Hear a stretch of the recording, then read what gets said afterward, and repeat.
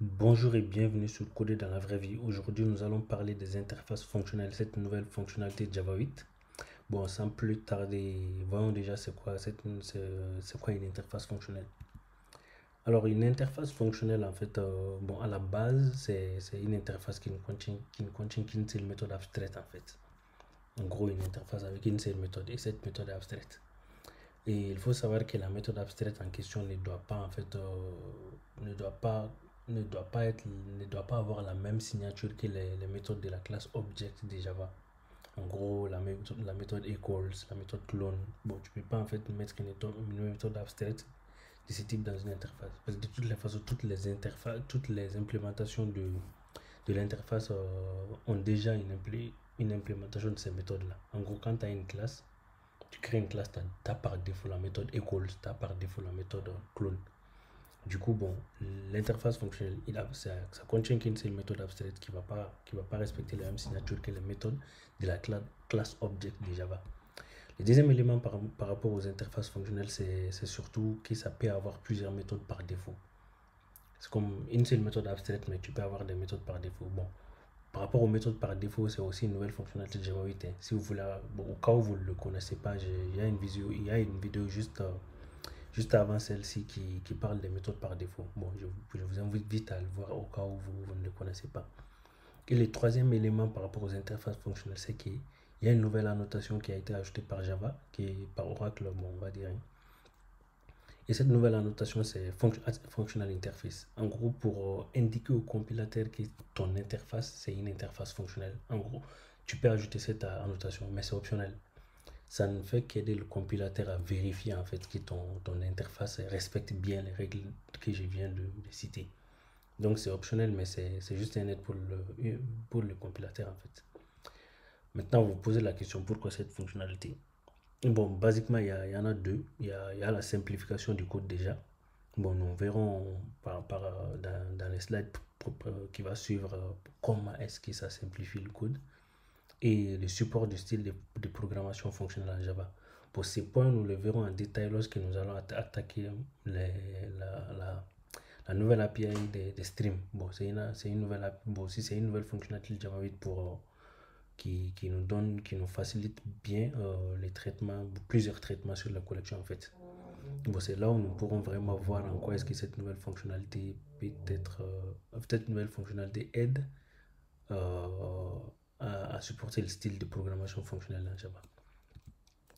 Bon, maintenant, une deuxième question que vous posez probablement, c'est quels sont les cas d'utilisation? Pourquoi avoir des méthodes, pourquoi avoir besoin d'une méthode, d'une interface avec une seule méthode statique et une seule méthode abstraite? Bon, le premier cas d'utilisation déjà, c'est les références des méthodes, toujours dans l'optique d'une simplification du code, hein, comme je venais de le dire précédemment. Il y a les références des méthodes et des constructeurs. Bon, pour les références des méthodes, en fait, c'est un peu comme si tu référençais une méthode partout. Tu peux, par exemple, même référencer une méthode dans... En fait, c'est un peu comme si tu déclarais une variable et tu lui affectes une méthode. Ou même que tu passes une méthode comme paramètre d'une autre méthode. Bon, dès lors que la méthode respecte la signature de son interface fonctionnelle. En gros, rappelez-vous, l'interface fonctionnelle, c'est une méthode abstraite et on peut référencer partout une méthode qui respecte la signature de la méthode abstraite de ton interface fonctionnelle en fait. Bon, pour voir les références des méthodes là, j'ai un petit exemple que j'ai mis en place. J'ai une interface fonctionnelle qui s'appelle message, comme vous pouvez le voir ici, message format bon, la signature est là, c'est un string, ça retourne un string et ça prend un string. Ça veut dire que et là, j'ai une fonction qui s'appelle JSON Static Formatter et bon, c'est une méthode statique à la base, c'est pourquoi elle est statique. Et JSON Instance Formatter, c'est une méthode d'instance. Bon, voilà. Là, si vous voyez, ces méthodes respectent bien la signature de ma méthode abstraite de l'interface message format. En gros, retourne un string, prend un string. C'est tout le contrat que cette méthode, que l'interface demande. Et là, je peux faire appel à ma méthode. Bon, ouais, c'est vrai, je n'ai pas parlé de celui-ci. Bon, il y a cette méthode print message in format qui prend un message et l'interface fonctionnelle. qui est le message format, et il nous affiche en fait les messages avec les formats, la logique des formatage qu'on aurait passé ici. Du coup, là, on appelle par exemple print, on appelle cette méthode avec un message illegal argument exception, et nous référençons JSON instance formatter avec bon, ça aussi c'est un nouveau opérateur dans Java 8. Bon, ça n'existait pas les 2.2 points, même les 4 points comme certaines personnes aiment le dire. Là, c'est une méthode d'instance, on utilise 10 d.d. C'est pourquoi j'ai bien précisé que ça, c'est une méthode d'instance. Du coup, tu peux juste référencer ça au sein de la classe dans laquelle la méthode d'instance est déclarée, avec un 10 d.d.json instance formatter. Bon, là, il faut comprendre, comme c'est la même signature que notre méthode, comme la méthode abstraite de notre interface fonctionnelle, on peut bien la référencer comme ça. C'est ça, c'est ce qu'on appelle la référence des méthodes. De la même façon, on peut toujours référencer la méthode statique comme ici. Par exemple, mais avec la méthode statique, tu vas devoir référencer la méthode avec les noms de la classe qui porte la méthode statique en question. Là, par exemple, pour cette méthode statique, c'est défini dans dans une classe qui s'appelle interface function main. Bon, voilà. Du coup, c'est un peu, ces deux cas sont les cas de référence des méthodes. Bon, j'ai parlé des références de constructeurs aussi. La référence de constructeur, en fait, c'est carrément quand tu peux référencer, en fait, par exemple, là. Bon, pour rappel, en fait, la signature de notre méthode abstraite ici, c'est prendre une chaîne string et retourner un string. Du coup, là, j'ai un constructeur de la classe string qui prend un string. Bon, tous les constructeurs retournent la classe elle-même. Hein. Du coup, qui prend un string, qui retourne un string. Je peux bien référencer cette méthode ici. Bon, il faut savoir que dans ces cas, bon, avec la logique de formatage qu'on a ici, il va juste prendre cette chaîne et va la retourner. Tandis que dans ces cas, quand on va appeler la méthode JSON for instance formatter, il va formater un peu avec cette logique-là. Bon, de la même façon, tu peux même déclarer en fait une variable de type message format et dire que c'est égal à 10d.d.json.instance formatter. Bon, j'espère que vous l'aurez compris. Ça sont les cas des références des méthodes et la référence de constructeurs. Il y a aussi les expressions lambda. Bon, j'ai dédié une vidéo carrément pour expliquer en fait ces expressions lambda. Mais il faut savoir que ce sont les interfaces fonctionnelles qui sont à la base du support des expressions lambda dans Java 8. Donc, nous n'allons pas parler des expressions lambda dans cette vidéo, mais il faudra savoir que les cas d'utilisation des interfaces fonctionnelles, il y a les expressions lambda.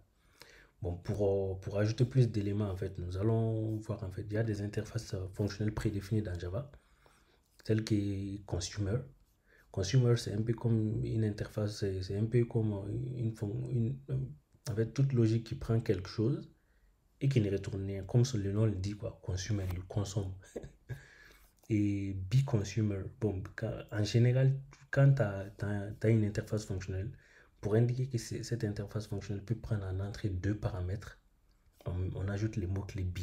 Comme là, tu peux le faire, on a consumer, be consumer. La différence est que be consumer prend juste deux entrées. Et là, nous avons le supplier. Bon, au contraire du supplier, au contraire du consumer, le supplier, il ne prend rien, mais il retourne quelque chose. De la même façon, bon, on a les functions. Le function, lui, il prend deux entrées et il a deux types génériques. L'un qui représente l'entrée et l'autre la sortie. En gros, lui, c'est une fonction vraiment, quoi. C'est une fonction vraiment, quoi. Bon, ces interfaces fonctionnelles, en fait, Java 8 l'utilise dans son API. Par exemple, pour les consommateurs, les cas d'utilisation, c'est une boucle for. Bon, ils ont ajouté une méthode for each dans les collections de Java 8. Et tu peux en fait tu peux appeler la méthode for each sur une collection. Et for each prend un consumer. C'est comme un consumer, c'est, bon voilà. En fait, le consumer que tu vas passer dans les paramètres de la méthode for each, comme c'est un consumer, il va juste prendre un élément et il ne retourne rien. En réalité, c'est ce que la boucle for fait. Elle traite les éléments tout simplement, mais elle ne retourne jamais quelque chose. Et ce consumer, en fait, ça sert en fait, en gros, il va accepter chaque élément de la collection. En gros, bon, un exemple pratique sera plus concret, mais en gros, ce qui va se passer, tu as une collection, tu appelles la méthode for each là-dessus, tu dois lui passer un consumer. Et son consumer, il va, en fait, Java va appeler derrière euh, la méthode, ton consumer sur chaque élément de la collection en fait. Bon, par exemple, les functions. Lui, bon, c'est plutôt utilisé dans l'API Stream et aussi dans les optional. Bon, on verra un peu ces détails-là dans les cas pratiques qui vont suivre cette vidéo. Ok, bon, merci pour votre écoute et j'espère que vous aurez appris quelque chose et au revoir et on se retrouve dans les cas pratiques. Salut.